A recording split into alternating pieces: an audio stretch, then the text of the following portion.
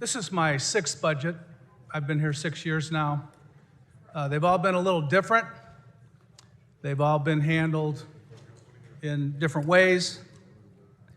But one of the things I've learned in participating in this budget process is to pay attention to what I like to think are the adults in the room, the professional budget people whose job it is to monitor our revenues and make sure our government is funded to provide the services that we all believe should be set as priorities and provided to our residents.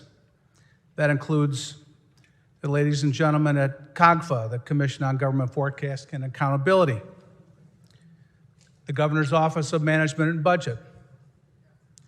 It might be my opinion, but I believe these are some of the most collaborative and, frankly, some of the smartest people in this building.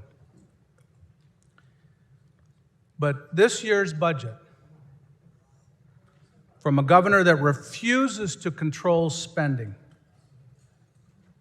and continues to view the taxpayers of Illinois and the businesses of this state as his personal ATM machine to fund a political wish list as he shines his lights on his trek to Washington. In my view, there was no attempt whatsoever to build this budget around revenue numbers that the adults in the room, the accounting professionals, told us were falling.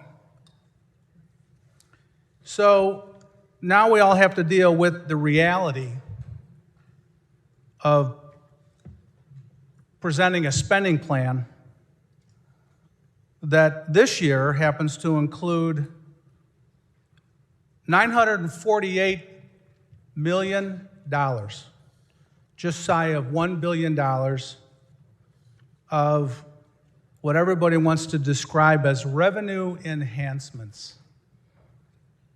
How pretty. So I would suggest, if you choose to vote for this governor's bill, who has increased spending by $13 billion since he came into office, that is a 32% increase in state spending in the last 5 years. And you know where that money's coming from, ladies and gentlemen? That money is coming out of the pockets of our businesses and our taxpayers. Let that sink in. 32% increase, $13 billion being paid by every business and every taxpayer we represent in this state. In case nobody's noticed, times are tough. We're still dealing with significant inflation at the grocery store. We're pushing back up towards $4 for a gallon of gas in some areas. Our families in this state are struggling. And through this budget, should you choose to vote for it, like many of the other losers in this budget, you will have left them behind. Given these current economic conditions in this state and the struggles our families currently face, I find it unconscionable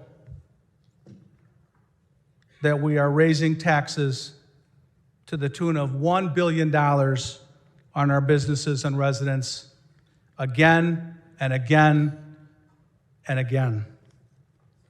I cannot support this budget.